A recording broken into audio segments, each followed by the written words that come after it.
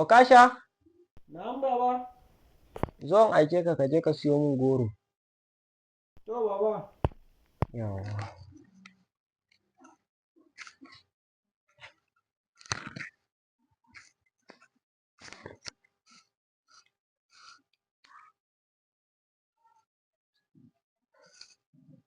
Gashi ka je ka siyo min.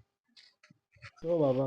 Yanzu mutumin nan na siyo mar goro, canjin shi ya rage. Ba zan ba shi ba. Yawa baba ga goron na kawo. Yawwa ka kawo? Yawwa na gode. To ina canji? A'a canji bai rage ba. Oh ba canji? Ka ga tsakaninka da Allah. 200 ne goron. Canji bai rage ba. Wannan 150 ne na sani. Kullum haka ake siyo min. A'a ba na 150 ba ne, na 200 ne. To ka ga tsakaninka da Allah ba canji? Gaskiya baba canji ya rage naira 50 na ce. To ni ma bari in riƙe. Gashi nan. Ai haƙuri baba. Ok, akwai canji ma kenan. To yanzu abin da kai ka kyauta? Na farko ka yi ƙarya. Na biyu kana so ka ci kuɗin da ba naka ba. Abin da ka yi gaskiya ba ka kyauta ba.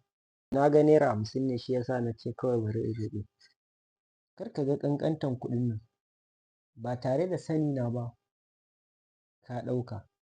Ka ga abun ba ka kyauta wa kanka ba. Ni kuma gashi yanzu ban ji daɗin hakan da ka yi ba. Ai haƙuri baba. Idan kana son wani abu za ka iya zuwa ka same ni ka tambaye ni in bai fi ƙarfina ba zan ɗauka in ba ka. Ba tare da sani na ba ka ɗauka. Ka ga abun ba ka kyauta wa kanka ba. Ni kuma gashi yanzu ban ji daɗin hakan da ka yi ba. Gaskiya ka gyara ba kyau. Duk ƙanƙantan abun mutum ka guje shi. Ai haƙuri baba. In sha Allahu daga yau ba zan ƙara yi ba. Ba komai, ba komai. Allah ya kyauta. Na gode.